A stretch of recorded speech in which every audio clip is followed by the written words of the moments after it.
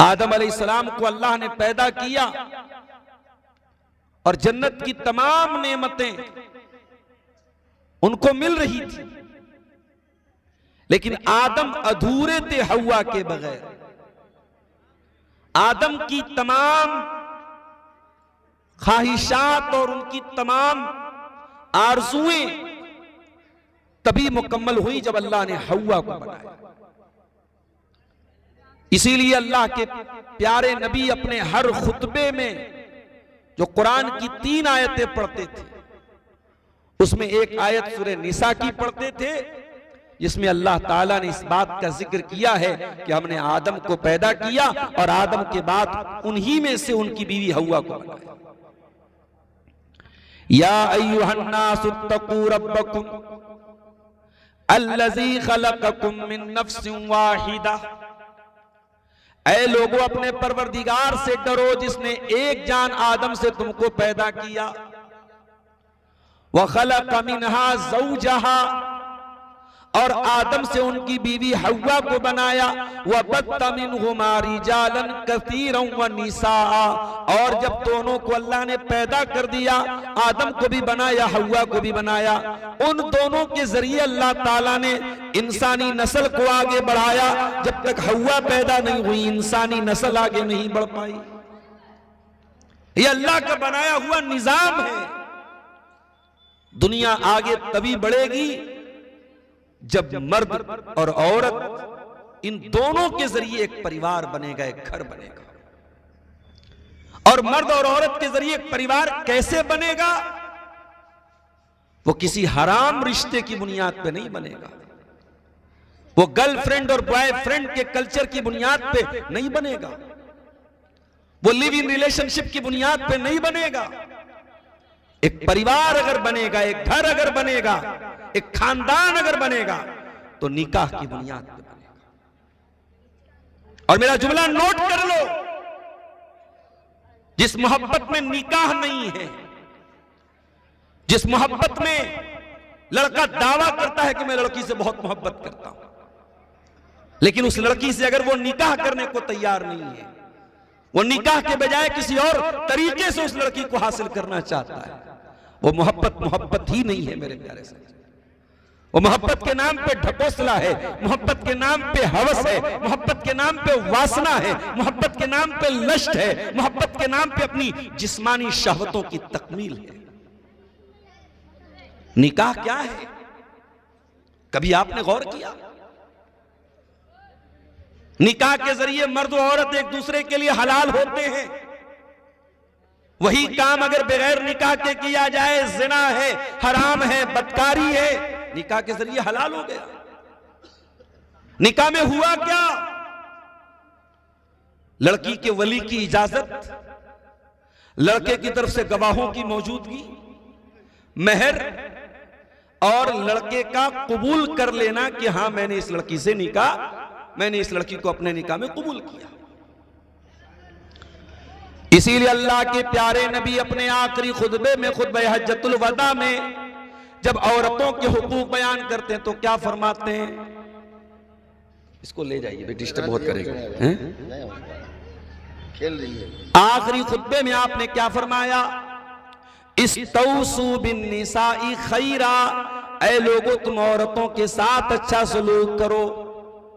फ़इन्नकुम अक़स्तुमूहुन्ना बिअमानिल्लाह वस्तहललतुम फ़ुरूजहुन्ना बिकलिमतिल्लाह। जरा जुमले पर गौर कीजिए अल्लाह के रसूल के। आपने फरमाया कि जब तुमने औरत से निकाह किया, कल तक वो किसी की बेटी थी, किसी की बहन थी, किसी की खाला थी, किसी की फूफी थी, लेकिन कल तक किसी की बीवी नहीं थी। कल तक वो किसी और के घर में रहती थी, किसी और के घर में नहीं, अपने घर में रहती थी। और आज जब निकाह करके आई, एक अजनबी परिवार में, एक अजनबी घर में आई, और एक इंसान जिससे पहले से कोई रिश्तेदारी नहीं थी, निकाह के जरिए वो उसकी बीवी बन गई। सिर्फ बीवी नहीं बनी, सर से पैर तक उसके लिए हलाल हो गई। अल्लाह के नबी फरमाते हैं अक़स्तुमूहुन्ना बिअमानिल्लाह, ऐ लोगों, तुमने इन औरतों को जब निकाह में कबूल किया तो तुमने अल्लाह का नाम लेके इनको कबूल किया, अल्लाह का कलाम पढ़ा गया, कुरान पढ़ा गया, मौलवी साहब ने खुतबा निकाह पढ़ा और अल्लाह का नाम लेके तुम्हारी पनाह में दे दिया, तुम्हारी अमान में दे दिया। ये औरतें जब निकाह करके तुम्हारे घर में आती हैं, तुम्हारी पनाह में आ जाती है, तुम्हारी अमान में आ जाती हैं, वस्तहललतुम फुरूजहुन्ना बिकलिमतिल्लाह, और अल्लाह के कलमा की बुनियाद पर ये तुम्हारे लिए हलाल हो जाती हैं। कल तक उनको टच करना हराम था, उनको छूना हराम था, उनके करीब जाना हराम था, आज तुम्हारे लिए हलाल हो गई। क्यों हलाल हुई? अल्लाह के कलमा की बुनियाद पे हलाल। निकाह के अंदर बड़ी ताकत है मेरे साथ, और ये निकाह जो मोहब्बत पैदा करता है, वो व्हाट्सएप और इंस्टाग्राम की चैटिंग से वो मोहब्बत नहीं पैदा हो सकती। माफ कीजिए, वो फेसबुक और सोशल मीडिया पर एक दूसरे को प्यार भरे मैसेज भेज देने से जो मोहब्बत के नाम पे ढकोसले हो रहे हैं, वो मोहब्बत नहीं है। मोहब्बत तो निकाह के जरिए वजूद में। अल्लाह कुरान में कहता है, वमिन आयातिही अन खलक़ लकुम मिन अनफुसिकुम अज़वाजन लितस्कुनू इलैहा। अल्लाह ताला की बहुत बड़ी निशानी ये भी है कि उसने तुम्हारी बीवियों को बनाया ताकि तुम उनसे सुकून हासिल करो। इसका मतलब ये हुआ कि सुकून आपको निकाह ही के जरिए मिलेगा, हराम रिश्ते के जरिए कभी सुकून नहीं मिल सकता। शहवत पूरी हो सकती है, वासना पूरी हो सकती है, जिस्म के तकाजे पूरे हो सकते हैं, सुकून नहीं मिल सकता। सुकून मिलेगा तो बीवी आपको सुकून देगी, जो अल्लाह के कलमे की बुनियाद पर आपकी जिंदगी में आएगी। बीवी सुकून लेके आएगी, और दुनिया की तारीख गवाह है, इस निकाह ने कितने नौजवानों की जिंदगियों को बदल डाला मेरे साथ। कितने नौजवानों को मैं जानता हूं जो शादी के पहले बड़े लफंगे किस्म के, बड़े आवारा किस्म के, बड़े गैर जिम्मेदार किस्म के लोग थे, लेकिन जब निकाह हो गया और एक औरत उनकी जिंदगी में जिम्मेदारी बन के आई, अल्लाह ताला ने जिम्मेदार बना दिया, अल्लाह ने बुराइयों से बचने वाला बना दिया, अल्लाह ने समझदार बना दिया, अल्लाह ने तकवा वाला बना दिया।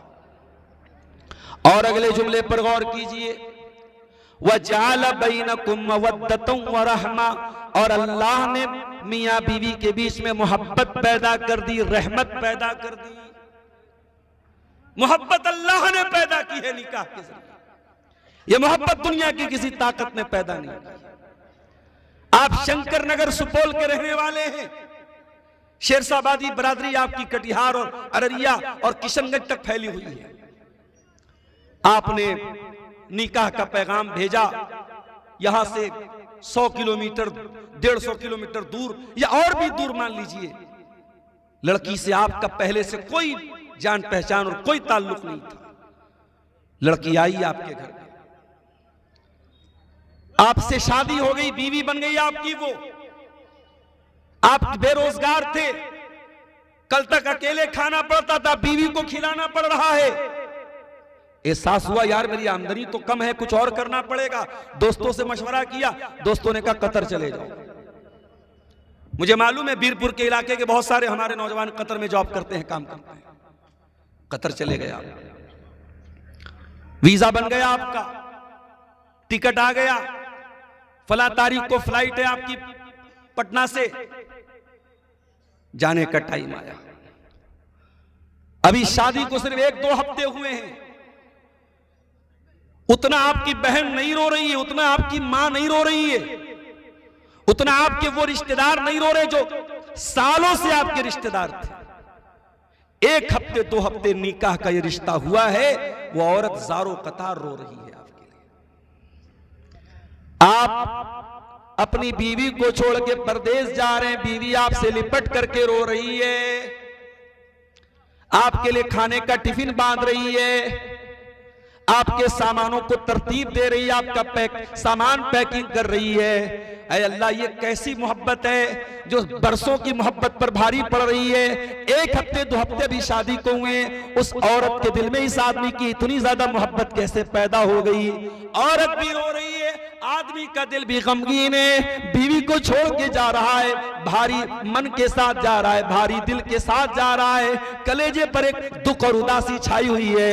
ये 1-2 हफ्ते के अंदर इतना प्यार, इतना अपनापन कैसे पैदा हो गया? कुरान जवाब देता है, ओ लोगों, ये दुनिया की किसी ताकत का कमाल नहीं है। व मिन आयातिही अन खलक़ लकुम मिन अनफुसिकुम अज़वाजन लितस्कुनु इलैहा व जअल बैनकुम मवद्दतन व रहमा। ये मोहब्बत पैदा करने वाला अल्लाह है। ये मोहब्बत मियाँ के दिल में, शौहर के दिल में बीवी के लिए, और बीवी के दिल में शौहर के लिए, ये मोहब्बत पैदा करने वाला अल्लाह है। और आगे बढ़िए, शौहर 70 साल का हो गया, बीवी 60 साल की हो गई, दोनों बूढ़े हो गए। औरत जवानी में बड़ी खूबसूरत थी, अब बुढ़ापे में चेहरे पर झुर्री पड़ गई, बाल सफेद हो गए।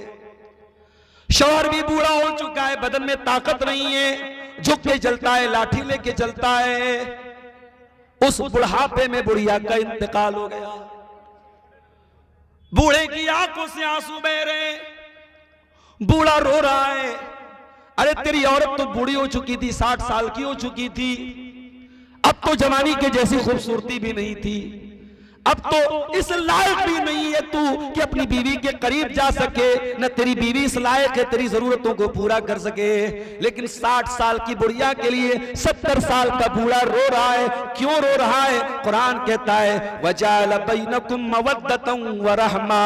हो लोगों, ये नकली मोहब्बत नहीं है, व्हाट्सएप वाली मोहब्बत नहीं है, ये सोशल मीडिया वाली मोहब्बत नहीं है, ये अल्लाह की पैदा की हुई मोहब्बत है। इस मोहब्बत में रहमत भी शामिल है। शौहर बीवी के लिए रहमत है, बीवी शौहर के लिए रहमत है। एक बात और बोलूं, हराम रिश्ते में यह एहसास नहीं होता कि यह सिर्फ मेरी है, हलाल रिश्ते में यह एहसास होता है यह सिर्फ मेरी है। आप गौर करें, हराम तरीके से कोई लड़का किसी लड़की के साथ अगर ताल्लुक बनाता है तो जैसे लोग कपड़ा चेंज करते हैं वैसे आज के जमाने में ताल्लुकात चेंज होते हैं। आज इसके साथ दोस्ती है, कल उसके साथ दोस्ती हो गई, इसके साथ ब्रेकअप हो गया, उसके साथ पैचअप हो गया। उतने तो लोग कपड़े नहीं बदलते जितने आजकल रिश्ते बदले जा रहे हैं। लेकिन शादी में दुनिया के किसी कोने में चला जाए इंसान, लौटता है तो दुनिया की सबसे खूबसूरत औरत अगर नजर आती तो उसको अपनी बीवी नजर आती है, अपनी बेगम नजर आती है। ये इस रिश्ते की खूबसूरती है मेरे प्यारे साथी। इसीलिए अल्लाह ताला कुरान के दूसरे पारे में कहता है हुन्ना लिबासुल लकुम व अंतुम लिबासुल लहुन्ना। तुम्हारी औरतें तुम्हारे लिए लिबास हैं और तुम भी अपनी औरतों के लिए लिबास हो।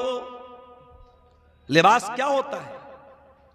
कोई कुर्ता पैजामा के साथ सदरी पहन रहा है, कोई ब्लेजर पहन रहा है, कोई शेरवानी पहन रहा है, कोई टी शर्ट पहन रहा है। कल नेपाल में प्रोग्राम था, एक नौजवान का बाल देखा, बिल्कुल जो है पीछे से किनारे किनारे का बाल एकदम उड़ा हुआ है, लग रहा है पीछे से कोई बंदर जा रहा है। तो अब ये भाई उसको वही स्टाइल जम रहा है। कोई रोनाल्डो के जैसा बाल रखे हुए है, कोई सलमान खान वाली लॉकेट पहन रहा है। सबके अपने अपने फैशन हैं। लिबास आदमी वो पहनता है जिसमें इंसान अपने आप को अच्छा महसूस करे। कपड़े की दुकान पे आप जाते हैं, किसी अच्छे मॉल में जाते हैं आप, मॉल वाले ने ट्रायल रूम रखा है, भाई कपड़ा पहन के ट्रायल कर लो, देख लो तुम कपड़े में कैसे लग रहे हो। कुरान कितनी बेहतरीन ताबीर कर रहा है, हुन्ना लिबासुल लकुम। तुम्हारी बीवी तुम्हारे लिए लिबास है। तुम बीवी के बगैर अच्छे ही नहीं लगोगे, बीवी तुम्हारे बगैर अच्छी नहीं लगेगी। तुम एक दूसरे को कंप्लीट कर रहे हो, एक दूसरे की सुंदरता हो, एक दूसरे की खूबसूरती हो। अरे एक दिन बीवी चली जाए मायके में तो कमरा सूना सूना लगने लगता है। जो शादीशुदा लोग हैं जिन्होंने ये लड्डू खाया हुआ है उनको ज्यादा एहसास है, जो बेचारे नहीं खाए हैं वो क्या जाने। तो शादी के बाद इंसान की लाइफ चेंज हो जाती है, जिंदगी में परिवर्तन आ जाता है और मियां बीवी एक दूसरे का लिबास हो जाता है। और गौर कीजिएगा, हर आदमी कोई ना कोई कपड़ा पहनता है, कोई लुंगी पहने हुए है, कोई बनियान पहने हुए, लेकिन कोई अगर बगैर कपड़ों के है, नंगा है, तो दो ही बात हो सकती है, या तो वो इंसान नहीं है, और इंसान है तो फिर अकल नहीं है उसके अंदर, पागल होगा जो नंगा घूमेगा। अगर इंसान है और अकल है तो कपड़ा जरूर पहनेगा। इसका मतलब ये हुआ कि लिबास आपके इज्जत को जो छुपाने का जरिया है। कुरान कह रहा है शौहर बीवी के लिए लिबास है, बीवी शौहर के लिए लिबास है, यानी दोनों एक दूसरे की इज्जत पर पर्दा डालते हैं। लिहाजा अगर शौहर के अंदर कोई कमी भी हो तो बीवी पर्दा डाले, बीवी के अंदर कोई कमी हो तो शौहर पर्दा डाले, एक दूसरे के राज की हिफाजत करें, एक दूसरे के ऐब पर पर्दा डालें। अब आइए, वक्त बहुत हमारे पास महदूद है और घड़ी की सुई बड़ी तेजी से आगे बढ़ रही है। हमारे शेख इनायतुल्लाह नदवी साहब ने हुक्म दिया है, आप हुकूक पर बहुत तकरीर करते हैं, जरा ज़ौजैन के हुकूक बयान कर दीजिए। पति के क्या हक है पत्नी के ऊपर, पत्नी के क्या हुकूक है पति के ऊपर, शौहर की क्या जिम्मेदारी है बीवी के ताल्लुक से, और बीवी की क्या जिम्मेदारी है शौहर के ताल्लुक से। मैं बात आगे बढ़ाता हूं, लेकिन एक बात कहना चाहता हूं। आज सीमांचल के इलाके में घूमते हुए एक बात मैंने महसूस किया है कि आपकी इस बिरादरी में भी, शेरशाह वादियों में भी शादी ब्याह में बहुत सारी रस्म और रिवाज मौजूद है, बारात की रस्म और रिवाज मौजूद है, जहेज की डिमांड मौजूद है, हल्दी और मंगनी की रस्म मौजूद है। अल्लाह के वास्ते मेरे भाइयों, आप कम से कम अपनी बिरादरी, मुझे मालूम है अगर आप मुत्तहिद हो जाएं, मैं कटिहार भी जाता हूं, पूर्णिया भी जाता हूं, अररिया भी जाता हूं, अंदरसा सब जगह सेम बन रहा है। अंदरसा की रेसिपी चेंज नहीं हो रही है पूरे शेरशाहबादी में, नाश्ते का स्टाइल सब जगह सेम है, वही थोड़ी सी काजू आ जाएगा, थोड़ा सा किशमिश उसमें होगा, थोड़ी सी सेब काट के रख देंगे, थोड़ा सा उसमें जो है कोई मीठा रख देंगे। ये पूरे शेरशाहबादी बिरादरी में इस बात पर इत्तेहाद व इत्तेफाक है। तो जैसे आपने इन तमाम चीजों में अपना एक कल्चर बनाया है, बड़े दर्द के साथ आपसे गुजारिश करता हूं, आप एक कल्चर ये भी बनाइए, दुनिया को ये बताइए हमारी बिरादरी में शादी सिंपल तरीके से सुन्नत के मुताबिक होती है। मुझे आज एक साहब ने बताया हमारे बिरादरी में लड़कियों की शादी 20 साल के अंदर हो जाती है, अगर 20 क्रॉस कर गई तो माना जाता है लड़की इतनी उम्र क्यों होगी, शादी क्यों नहीं हुई उसकी। अच्छी चीज है ये। लड़की या लड़का अगर वो जवान हो गए, बालिग हो गए, कुरान और हदीस तो हमसे यही कहते हैं कि उनकी सही वक्त पे शादी कर दी जाए। और मैं बार बार ये बात कहता हूं, ये जमाना कोई सहाबा का जमाना नहीं है, ये कोई ताबईन का जमाना नहीं है, ये खैरुल कुरून का दौर नहीं है। हम कयामत के करीब के दौर से गुजर रहे हैं, हम फितनों के दौर से गुजर रहे हैं। कयामत करीब है, ज़िना का बाजार आम है, बेहयाई आम है, बेपर्दगी आम है, और इस दौर में अगर आपने निकाह को मुश्किल बनाया, ज़िना तैयार बैठा है आपकी नौजवान नस्ल को बर्बाद करने के लिए। इसलिए मेरे भाइयों, निकाह को आसान करो, और यही पैगाम दिया था जनाब मोहम्मद रसूलुल्लाह सल्लल्लाहु ताला अलैहि वसल्लम ने नौजवानों को। क्या फरमाया था आपने, या माशर शबाब, ऐ नौजवानों, मन इस्तता मिनकुमुल बाह, जिसके पास शादी की क्षमता हो, शादी की ताकत हो, बीवी को खिलाने की ताकत हो, बीवी का हक अदा करने की ताकत हो, फल यतज़व्वज, वो निकाह कर ले, शादी कर ले, फ़इन्नहु अग़ज़्ज़ु लिलबसर, निकाह करेगा तभी उसकी आंखें पस्त होंगी। अब्दुल गफ्फार साहब की तकरीर रात भर सुनते रहो, उलमा की तकरीरें रात भर सुनते रहो, लेकिन अल्लाह के रसूल के अल्फाज हैं, आपकी शर्मगाह की हिफाजत और आपकी आंखों की हिफाजत अगर होगी तो निकाह के जरिए होगी। अगर निकाह की ताकत है तो देर मत करो, निकाह कर लो। और ये पैगाम अल्लाह के नबी ने लड़की के गार्जियन को भी दिया है। आज समाज में बहुत सारी लड़कियां हैं जो अपने बाप की जिद की वजह से, अपनी मां की जिद की वजह से बैठी हुई। क्या जिद है? अगर हम करोड़पति हैं तो दामाद भी करोड़पति ही चाहिए। अगर हमारे पास 2 मंजिला मकान है तो दामाद भी 2 मंजिला मकान वाला चाहिए। अगर हम गवर्नमेंट जॉब वाले हैं, हमारा दामाद भी गवर्नमेंट जॉब वाला होना चाहिए। अल्लाह के प्यारे नबी फरमाते इज़ा खतब इलैकुम मिम्मन तरदौन दीनहु व खुल्क़ह, जब तुम्हारी लड़कियों के लिए अच्छा रिश्ता मिल जाए, दीनदार रिश्ता मिल जाए, लड़के का दीन अच्छा है, लड़के का कैरेक्टर अच्छा है, फज़व्विजूहु, तो और शर्तें न लगाओ और कंडीशन न लगाओ, शादी कर दो, निकाह कर दो। अगर तुमने ऐसा नहीं किया तकुन फितनतुन फिल अर्दि व फसादुन अरीज़, तो जमीन में बहुत सारा फसाद फैल जाएगा, फितना फैल जाएगा।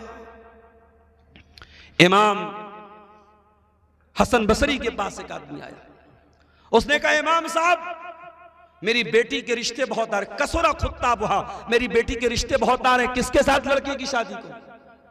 फरमाया ज़व्विजहा तक़ी, अपनी लड़की की शादी किसी मुत्तकी इंसान से करना, किसी परहेजगार इंसान से करना। इन अहब्बहा अकरमहा, अगर वो तुम्हारी लड़की से मोहब्बत करेगा तो इज्जत देगा, व इल्लम युहिब्बहा लम युहिनहा, और अगर तुम्हारी बेटी से मोहब्बत नहीं करेगा तब भी जलील नहीं करेगा। लिहाजा शादी करो तो तकवा और दीनदारी की बुनियाद पे करो मेरे साथियों। अब आइए हम जरा कुरान और हदीस की रोशनी में जायजा लें, शौहर के ऊपर क्या जिम्मेदारी बीवी की है और बीवी के ऊपर क्या जिम्मेदारी शौहर की है। पहले हम दोनों की मुश्तरका कुछ जिम्मेदारियों को आपके सामने बयान करें। निकाह हो गया, शौहर बीवी एक दूसरे के रिश्ते में आ गए, अब कुछ चीजें दोनों की जिम्मेदारी है, शौहर की भी जिम्मेदारी है, बीवी की जिम्मेदारी है। उसमें सबसे पहली चीज तावनु अलल बिर्रि वत तक़वा, अच्छे कामों में एक दूसरे का सपोर्ट करना है। अगर शौहर नमाज का टाइम हो गया और नमाज के लिए शौहर नहीं जा रहा है, बीवी बोल दे जाओ तुम नमाज पढ़ो। नमाज का टाइम हो जाए, बीवी नमाज न पढ़े, शौहर पूछे तुमने नमाज क्यों नहीं पढ़ी, नमाज के ताल्लुक से दोनों एक दूसरे की मदद करें। बीवी घर से निकल रही है और बगैर पर्दे के निकल रही है, बगैर नकाब के, बगैर हिजाब के निकल रही है, शौहर टोक दे तू नकाब क्यों नहीं पहनती, तू पर्दा क्यों नहीं करती।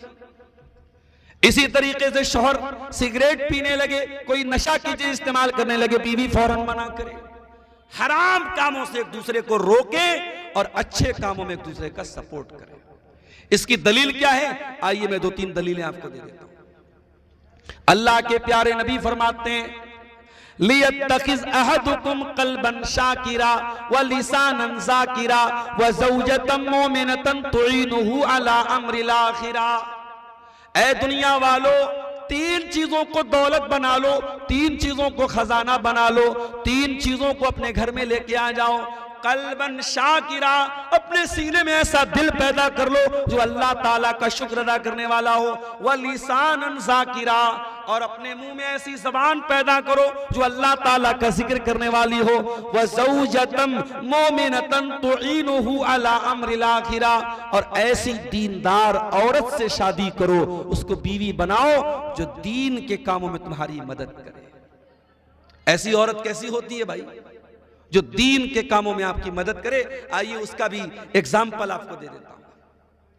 अल्लाह के प्यारे नबी फरमाते हैं रहिमल्लाहु रजुलन काम मिनल लैल, अल्लाह ताला रहमत नाजिल फरमाए उस आदमी के ऊपर जो रात में उठ करके तहज्जुद पढ़ता है, वह आई कज़म राता, और अपनी बीवी को भी उठाता है, और बीवी अगर इनकार कर दे तो बीवी के चेहरे पर पानी छिड़क देता है। चलो बेगम उठो, चलो नमाज पढ़ो। खुद भी तहज्जुद पढ़ रहा है और बीवी को भी उठाता है। अल्लाह अकबर। तो जो शौहर तहज्जुद के लिए बीवी को उठाएगा, वो फजर की नमाज में ऑटोमेटिक उठाएगा, वो ज़ोहर के लिए जरूर उठाएगा, वो असर के लिए जरूर उठाएगा, वो मगरिब और इशा के लिए जरूर उठाएगा। अल्लाह के नबी ने रहमत की दुआ की है उस आदमी के ऊपर। और मेरी प्यारी माँ और बहनों, आप भी सुन लीजिए, नबी ने दूसरी दुआ किसके लिए की? फरमाया व रहीमल्लाहु इम्रातन कामत मिनल लैल, और अल्लाह ताला रहमत नाजिल करे उस औरत के ऊपर जो रात में उठती है, तहज्जुद पढ़ती है, वह आई क़ज़त ज़ौजहा, और अपने शौहर को भी उठाती है, प्यार और मोहब्बत से उठाती है। और शौहर अगर इनकार कर देता है, नज़हत फी वजहिल मा, शौहर के चेहरे पर पानी छिड़क देती है, चलो तुम भी तहज्जुद पढ़ लो, तुम भी अल्लाह की इबादत में मेरा सपोर्ट कर लो। तो नेकी के कामों में दूसरे का सपोर्ट करना है। दूसरा काम, शादी के बाद मियां बीवी इस रिश्ते को प्यार से निभाएं। इस रिश्ते को कोई नौकर और आका का रिश्ता ना बनाएं। आज क्या हो रहा है, माएं अपनी बेटियों को क्या ट्रेनिंग देती हैं, लड़कों को, शौहर को कैसे तुम्हें अपनी उंगली पे नचाना है। आज मां ये ट्रेनिंग दे रही है कि तुझे अपने शौहर को काबू कैसे करना है, तुझे अपनी उंगली पे नचाना कैसे। काश माओ ने यह सबक दिया होता कि तुझे अपने शौहर का दिल कैसे जीतना है, तुझे अपनी सास का दिल कैसे जीतना है। और बुरा हो इन मोबाइल पर चलने वाले सीरियलों का, चाहे वो इंडियन सीरियल हो चाहे पाकिस्तानी सीरियल हो, इन सीरियलों ने भी हमारे घरों का बेड़ा गर्क करके रखा है। इन सीरियलों को देखकर हमारी कौम की बेटियां, हमारी बहनें आज बेहया हो रही हैं। आज सास को सिखाया जा रहा है तुझे बहू के खिलाफ कैसे चाल चलना है, बहू को सिखाया जा रहा है तुझे सास के खिलाफ कैसे तुझे प्लानिंग बनानी है, शौहर को सिखाया जा रहा है कि शादी के बाद भी तू कैसे एक्स्ट्रा मैरिटल अफेयर कर सकता है, भाभी को सिखाया जा रहा है तू देवर के साथ कैसे घर से भाग सकती है। आज समाज को दूषित करने में, समाज को बिगाड़ने में, समाज को गंदा बनाने में इन फिल्मों का, इन सीरियलों का और इन वेब सीरीज का बहुत बड़ा हाथ है मेरे पास। तो शौहर और बीवी एक दूसरे की जिम्मेदारियों को समझे। तीसरा काम, बच्चा जब दुनिया में आ जाए, बीवी मां बन जाए, शौहर बाप बन जाए, तो दोनों मिलकर के बच्चे की तरबियत में अपना अपना रोल अदा करें। अल्लाह के प्यारे नबी सल्लल्लाहु अलैहि वसल्लम फरमाते हैं, मा मिन मौलूदिन इल्ला यूलदु अलल फित्रा, हर बच्चा इस्लाम पर पैदा होता है, उसके माँ बाप उसको यहूदी बनाते हैं, उसके माँ बाप उसको ईसाई बनाते हैं, उसके माँ बाप उसको मजूसी बनाते हैं। इसका मतलब ये हुआ बच्चे को बनाने में और बच्चे को बिगाड़ने में माँ बाप का बहुत बड़ा रोल है। अगर माँ बाप चाहेंगे बच्चा बन जाएगा और माँ बाप चाहेंगे तो बच्चा बिगड़ जाएगा। लिहाजा शौहर और बीवी दोनों मिल करके बच्चे की तरबियत में अपना अपना रोल अदा करेंगे। अब आइए, बीवी के ऊपर क्या हुकूक है शौहर के, हम एक एक करके आपके सामने बयान करेंगे।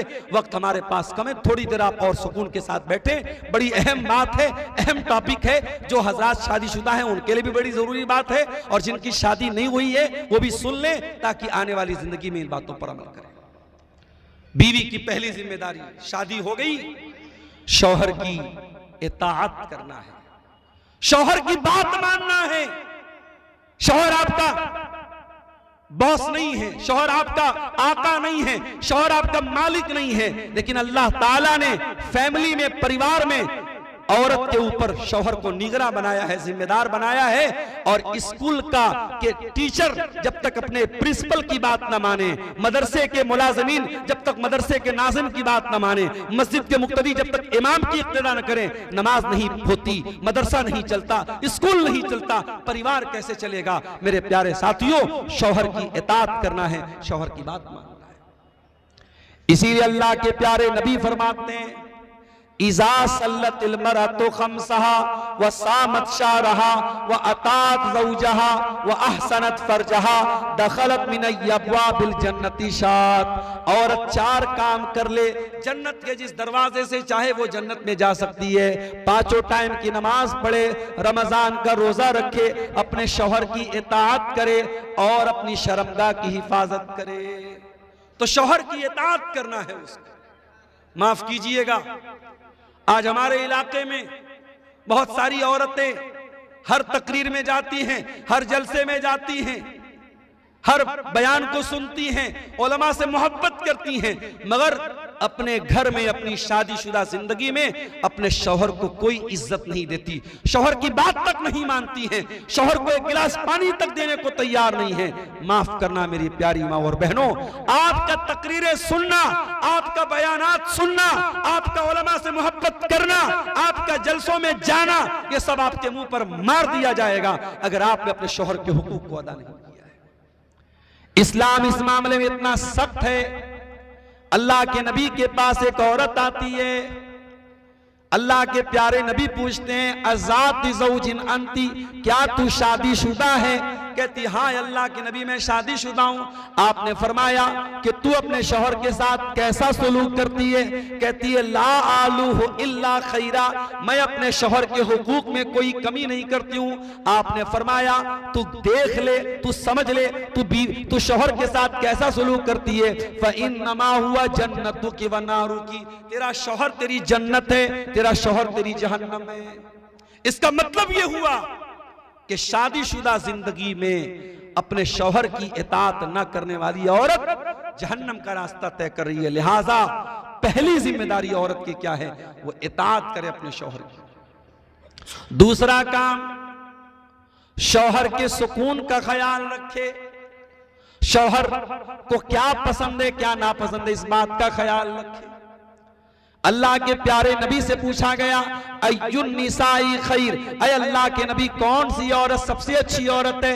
आपने फरमाया अल्लती तसुर्रुहु इज़ा नजर, जब शौहर देखे तो खुश हो जाए, व तुतीउहु इज़ा अमर, और शौहर जब किसी बात का हुक्म दे तो बीवी माने, वला तुखालिफुहु फी नफ्सिहा व मालिही बिमा यकरा, और शौहर के माल के सिलसिले में और अपनी इज्जत व आबरू के सिलसिले में कोई ऐसा काम न करे जो शौहर को ना पसंद हो। तो शौहर की इज्जत करे, उसके सुकून का ख्याल करे। तीसरी जिम्मेदारी बीवी की, शौहर जिस मकसद के लिए शादी कर रहा है, दोनों ने शादी की है अपने आप को ज़िना से बचाना, बदकारी से बचाना, अपने आप को गलत कामों से बचाने के लिए दोनों ने शादी की है।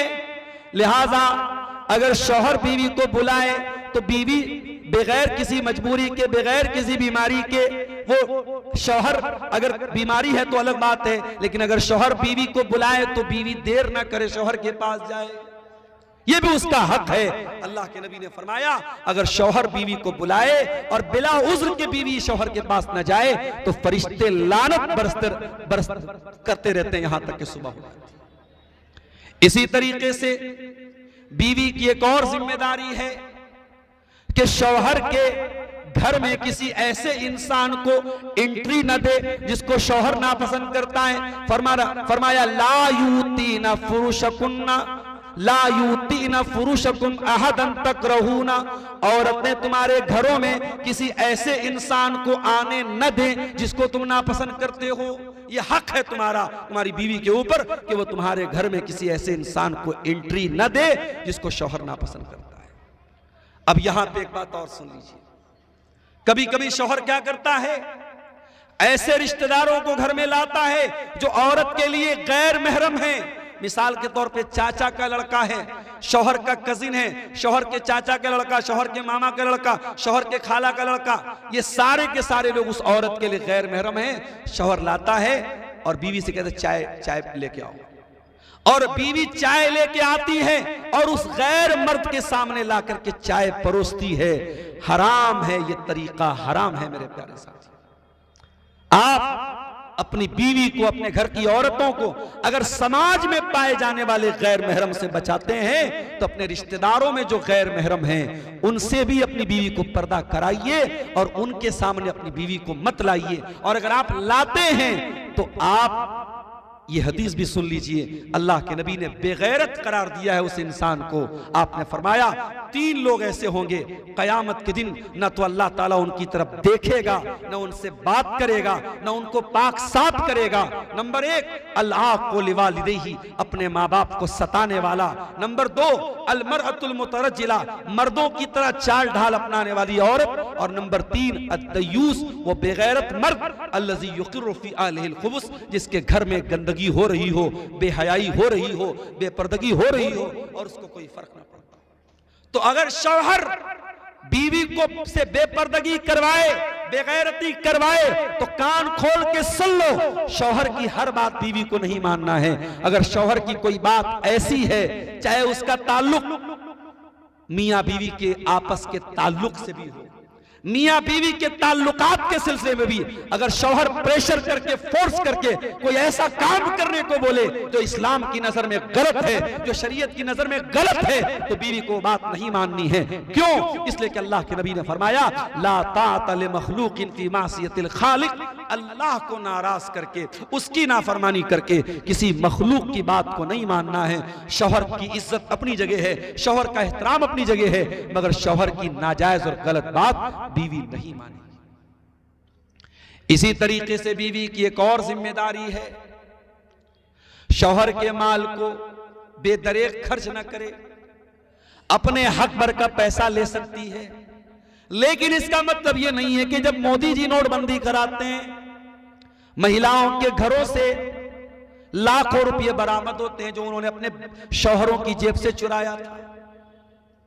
इसका मतलब यह हुआ कि शौहर को बताए बगैर औरतें बहुत सारा पैसा चुरा लेती हैं सेविंग के नाम पे। यह गलत है, मुनासिब नहीं है। हां, अगर आपको यकीन है थोड़ा बहुत पैसा मैं शौहर की पॉकेट से ले रही हूं और शौहर ही के लिए, परिवार ही के लिए ले रही हूं, तो अलग मसला है। या शौहर आपकी जरूरी चीजों को नहीं दे रहा है, हक अदा नहीं कर रहा है, तो वहां पे आप ले सकती हैं। लेकिन इतना ज्यादा पैसा ले लेना, माल ले लेना कि शौहर की जिंदगी परेशानी में आ जाए, ये बिल्कुल भी मुनासिब नहीं है। तो ये कुछ जिम्मेदारियां हैं जो बीवी के ऊपर शौहर के ताल्लुक से। शौहर की क्या जिम्मेदारी है? शौहर की पहली जिम्मेदारी, कुरान कहता है, व अलल मौलूद लहू रिज़्क़ुहुन्ना व किस्वतुहुन्ना बिल मारूफ।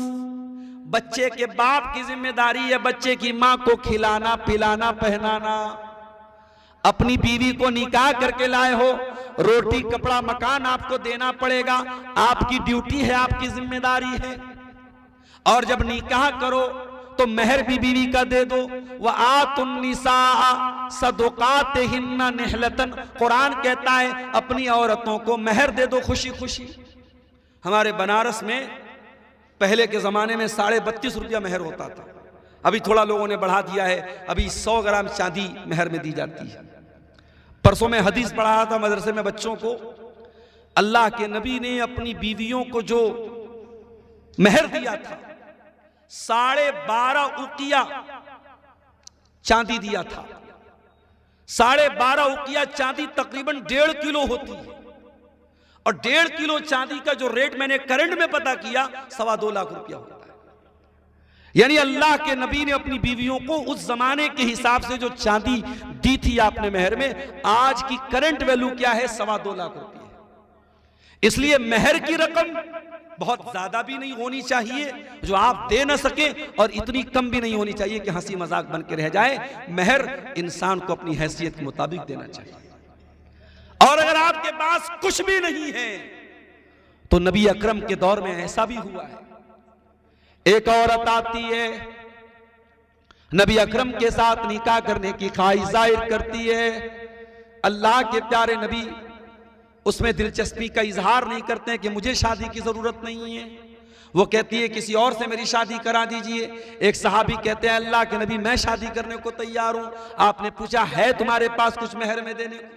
अच्छा, आज उल्टी बात है, आज लड़के वाले लड़की वालों से पूछते हैं तुम्हारे पास देने के लिए क्या है। नबी के दौर में लड़के से पूछा जाता था तुम्हारे पास देने के लिए क्या है।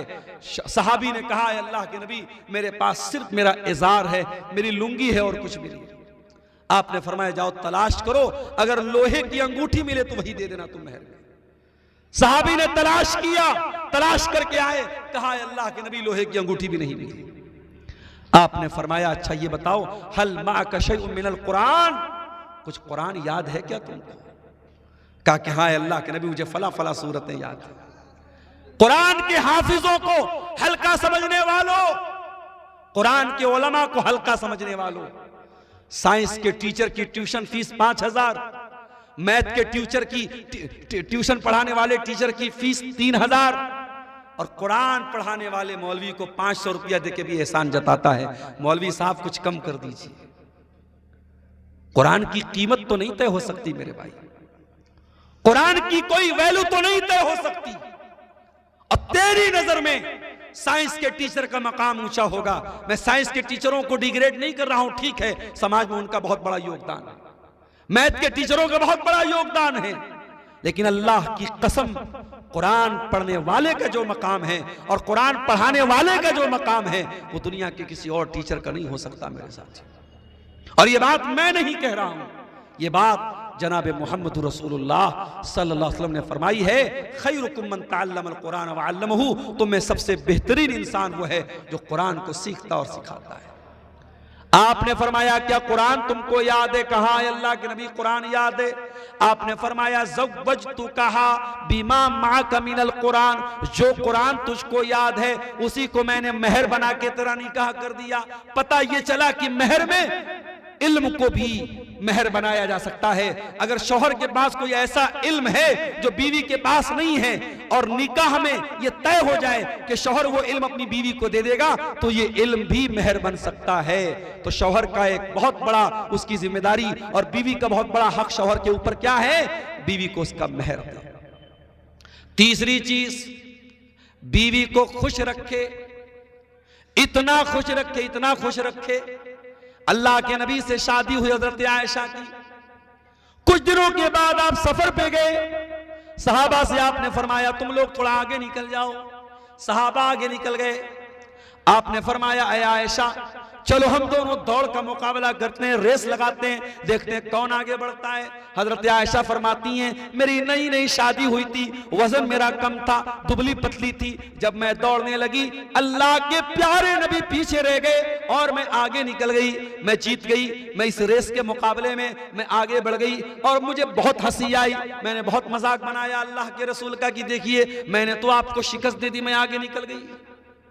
कुछ दिनों के बाद जब दूसरी मर्तबा एक सफर में अल्लाह के नबी गए और आपकी आदत थी सफर पे जाने के पहले आप पर्ची डालते थे, कुरानदाजी करते थे और जिस बीवी का नाम आता था उसको लेके जाते थे।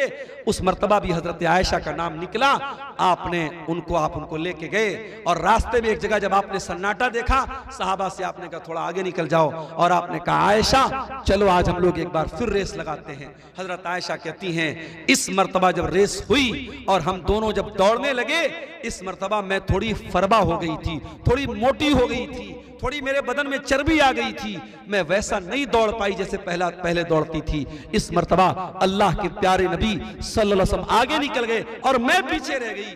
और जब नबी ने मुझको पीछे पछाड़ दिया, मुझको पीछे कर दिया, तो अल्लाह के नबी हंसने लगे और आपने हंसते हुए फरमाया हाज़िही बितिलका, ऐ आयशा उस दिन का बदला आज मैंने पूरा कर लिया। ये नबी की जिंदगी थी। आप नबी से ज्यादा सीरियस नहीं हो सकते, नबी से ज्यादा संजीदा नहीं हो सकते। अगर अल्लाह के रसूल अपनी बीवियों के साथ हंसी मजाक करते थे, इंटरटेनमेंट करते थे, हलाल और जायज तरीके से आप भी अपनी बीवियों के साथ थोड़ा इंटरटेनमेंट कीजिए। शादी का रिश्ता ये कोई ऐसा रिश्ता नहीं है कि बस एक रूटीन है कि साहब हम घर में आए और बीवी ने हमको खाना दे दिया, हमारी जरूरतें पूरी कर दी। इस रिश्ते को थोड़ा मनोरंजक बनाइए, इसमें थोड़ा प्यार और मोहब्बत की बातें हों। आज प्यार और मोहब्बत की जब बात आती है तो लोग हराम मोहब्बत की बात करते हैं कि साहब फला तो अपनी महबूबा को चाँद बोलता है। कभी कभी आप भी अपनी बीवी को चाँद बोल दीजिए। वैसे एक दिन आएगा जब आपके सर का आधा बाल चला जाएगा तो आप खुद ही चाँद बन जाएंगे इंशाअल्लाह। तो आप इसके पहले कि आप चाँद बन जाएं, बीवी को कभी कभी मोहब्बत से, अल्लाह के नबी हजरत आयशा को कभी आइश बोलते थे, मोहब्बत भरे जुमले कभी बोल दीजिए। मेरे भाइयों घड़ी की सुई 12:30 बजा रही है और आखिरी जो मेरी लिमिट थी यहाँ से निकलने की, क्योंकि 5 बजे तक मुझे पटना पहुँचना है, एक आखिरी बात बयान करके बात अपनी खत्म कर रहा हूँ। मियाँ बीवी के रिश्ते में एक बहुत जरूरी बात आज लोग मुझसे पूछते हैं, मौलवी साहब एक से ज्यादा शादी करना कैसा है? मौलवी साहब दूसरी शादी करने का कोई तरीका बताइए। अरे भैया एक शादी करके लोगों का हाल खराब है, एक जिम्मेदारी लोग पूरी नहीं कर पा रहे और आप दूसरी की चिंता कर रहे हैं। ठीक है, इस्लाम ने इजाजत दी है 4 शादियों की, लेकिन आप अगर इंसाफ नहीं कर सकते हैं और आप आज हैदराबाद वगैरह के इलाकों में मेरे पास कई ऐसे केस मौजूद हैं, शौहर सऊदी में रहता है, 10-10 साल बीवी से दूर रहा, बीवी बेचारी शौहर की मोहब्बत में अपने बच्चों को पालती रही, शौहर परदेश में रहा, बीवी कुर्बानी देती रही। और जब बीवी थोड़ी उम्र दराज हो गई, 40 साल की हो गई, शौहर वहां 50 साल का हो गया, शौहर ने कुंवारी लड़की से, कम उम्र लड़की से शादी कर ली और उसको लेकर के रहने लगा। और 40 साल वाली बेचारी घर में अकेली रहती है। अल्लाह की कसम, ये इस्लाम नहीं है मेरे प्यारे साथियों, ये जुल्म है, ये ज्यादती है। अल्लाह के नबी ने फरमाया, जो इस हाल में मर गया कि उसकी 2 बीवियां थी और उनके साथ वो नाइंसाफी करता था, जा यौमल क़ियामत वशिक़्क़ुहु माइल, वो इस हाल में क़यामत के दिन आएगा, उसका एक तरफ का बदन झुका हुआ होगा, एक तरफ का चेहरा झुका हुआ होगा, उसकी शक्ल देख के पता लग जाएगा ये आदमी अपनी बीवियों के साथ अन्याय करता था। अगर कोई 2 बीवी वाला है, बहुत अच्छी बात है, इस्लाम ने इजाजत दी है, लेकिन आपको दोनों को हुकूक देना है। आप एक को जो जिससे बाद में शादी करें उसके का आप बहुत ख्याल करें और पहली वाली को छोड़ दें, या पहली वाली का बहुत ख्याल रखें, दूसरे वाले को छोड़ दें, ये गलत है। बीवी के हुकूक में से एक चीज ये भी है कि आप अगर एक से ज्यादा बीवियां आपकी हैं तो सबके हुकूक का ख्याल रखें। और इसी तरीके से एक दूसरे के जिस्मानी तकाजे, एक दूसरे के ज़हनी तकाजे, हर एतबार से एक दूसरे को खुश रखा जाए। और आज का जमाना ऐसा है, कई घरों में ये देखा गया, शादी हुई, लड़कियों को कोई खतरनाक किस्म की बीमारी है, वो कभी मां नहीं बन सकती, कभी औलाद नहीं पैदा हो सकती। ऐसे केस में याद रखो, अगर किसी लड़की को ऐसी प्रॉब्लम है तो माँ बाप को निकाह के टाइम बता देना चाहिए, जिंदगी को अजीरन नहीं बनाना चाहिए। कोई बड़ी बीमारी होने वाले शौहर से छुपाना नहीं चाहिए। इसी तरीके से शौहर और बीवी एक दूसरे के लिए जिस मकसद के लिए उन्होंने निकाह किया है, अगर शौहर के अंदर जिस्मानी एतबार से कोई कमी और कोताही है, वो मेडिकली अपना ट्रीटमेंट कराए, इलाज कराए, ताकि दोनों एक दूसरे के हुकूक का ख्याल रखें। मेरे प्यारे साथियों, ये चंद बातें ज़ौजैन के हुकूक के ताल्लुक से आपके सामने रखी गई हैं। दुआ है रब्बुल आलमीन से, रब्बुल आलमीन हम सबको जो हम में से शादीशुदा हैं उनको अपने मियाँ बीवी को एक दूसरे के हुकूक का ख्याल करने की तौफीक अता फरमाए, और जिनकी शादी नहीं हुई है अल्लाह नेक और दीनदार जोड़ा उनको अता फरमाए। जो हम में से बीमार हैं अल्लाह उनको शिफाए कामिला आजिला अता फरमाए। जो रोजी रोटी से परेशान हैं अल्लाह उनके कारोबार में बरकत नसीब फरमाए। अल्लाह ताला इस मदरसे की हिफाजत फरमाए, मदरसे से पढ़ने वाले बच्चों के इल्म में अल्लाह ताला बरकत अता फरमाए, और यहाँ के असातिज़ा और यहाँ के जिम्मेदारों को अल्लाह ताला इखलास की तौफीक अता फरमाए। जिन भाइयों ने इदारे के लिए ताउन किया है अल्लाह उनके ताउन को कबूल फरमाए। जो भाई अभी तक पीछे रह गए हैं, मैं जाते जाते उनसे अपील करके जा रहा हूँ, आप खाली हाथ न जाएं, आप यहाँ से सवाब लेके जाएं, आप जन्नत की गारंटी लेके जाएं, और जरूर इस इदारे का ताउन करके जाएं। रब्बुल आलमीन आपके सदक़ात को, आपके नेकियों को अल्लाह कबूल फरमाए, और ईमान वाली और नेकमान वाली जिंदगी अल्लाह ताला आप सबको अता फरमाए। आमीन। व आखिर दावाना अनिल हम्दुलिल्लाहि रब्बिल आलमीन। वस्सलामु अलैकुम व रहमतुल्लाह।